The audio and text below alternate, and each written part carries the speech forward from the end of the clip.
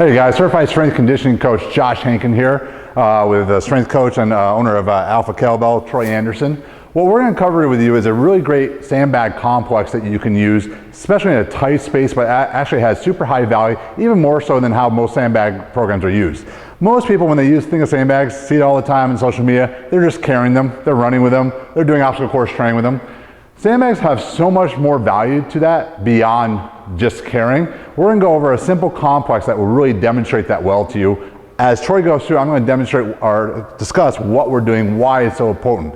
So what Troy's going to start with first, what we call lateral bag rex. The key with a lateral bag rex is to use the friction on the ground. So you're going to go really slow and you're going to try to keep all the bag on the ground. What we're looking at is core engagement throughout the hips and the upper body. So what we're trying to do is core connection, upper lower, no rotation of the pelvis, single arm stance, generating power through that shoulder and arm, using the glutes to stabilize his body. He's just going to do about 3, and you see the really short, slow drags. Nice. He's going to come standing. Now, an exercise everyone loves, shouldering, but again, people go through it too fast and they lose the value. The shouldering motion is a hip hinge, so you want to stand in the right position, back flat, power through the body, and the bag's coming to one side. It's trying to pull you into rotation, so you really want to try to avoid that. Cup it back down. We're going to set up again. Don't be in a rush to go from rep to rep. Again, big pull, no rotation to the pelvis. He's not leaning to one side or the other. One more, Troy. Again, you can just readjust the bag as you're shouldering. Never allow the weight come out in front of you. See how you didn't squat into the motion at all.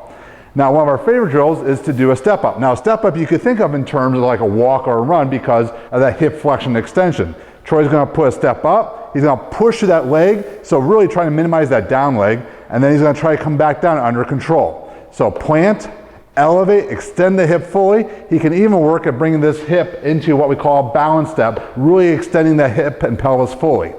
Nice, Troy. So we can really gauge some strength and power that's relevant to strengths and carries without doing strengths and carries. Simply by switching which leg he does the work with, if he does it with the same side leg, it's going to be different. So again, understanding weight distribution and placement with the sandbag is really important. If he changes his body direction and goes more laterally, we can actually add a step over. So again, lateral hip stabilization, glute med activation. Nice, Troy. He's actually going to try to step down. So we're changing which hip actually accelerates and decelerates.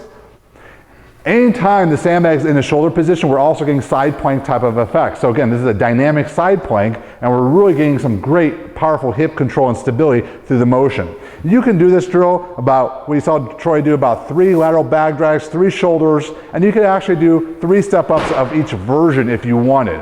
You're going to find that's a great full body complex. It gives far more value to your sandbags, and you see the amount of space we use, it's really minimal. So you could have a lot of stations set up and you could really have an effective program for your fitness clients.